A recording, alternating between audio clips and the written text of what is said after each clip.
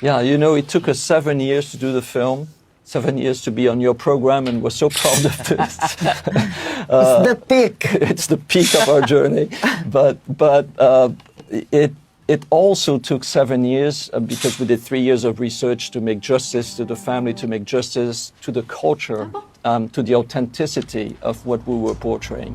But also, it took us 7 years because during 4 years, the country steered to the extreme right, and we would have never had the possibility to shoot the film during that period.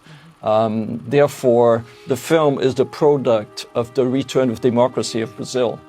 You know, it's really interesting. President Lula, and it's really his return to the presidency and the return of democracy that allowed the film to exist. We shot it in 2023 without having the slightest idea that there had been a failed attempt of a coup d'etat, a military coup d'etat at the end of 2022. Wow. You know, and as the film was being launched in Brazil and embraced by the audience, that the news actually were unnerved by the federal police that coup d'etat that included the assassination of President Lula, of Vice President Alckmin, had almost been, you know, the reality of the country. Had almost succeeded. That for us was was now.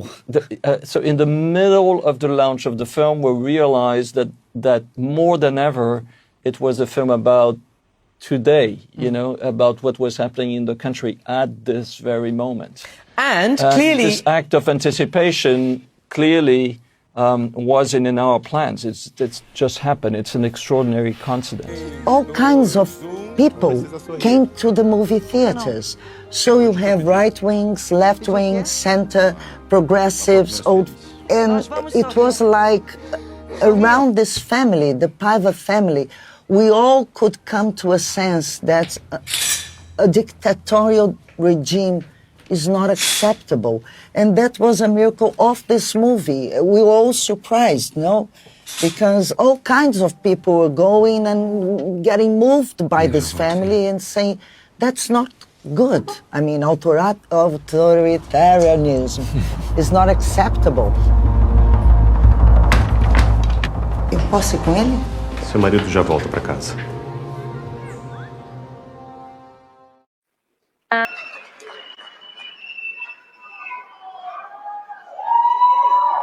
Thank you first in the name of Brazilian cinema. I'm so honored to receive this in this such an extraordinary group of filmmakers.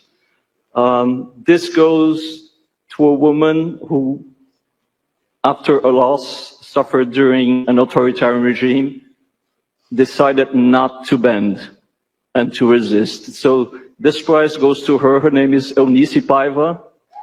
So to her. And it goes to the two extraordinary women who gave life to her, Fernanda Torres and Fernanda Montenegro.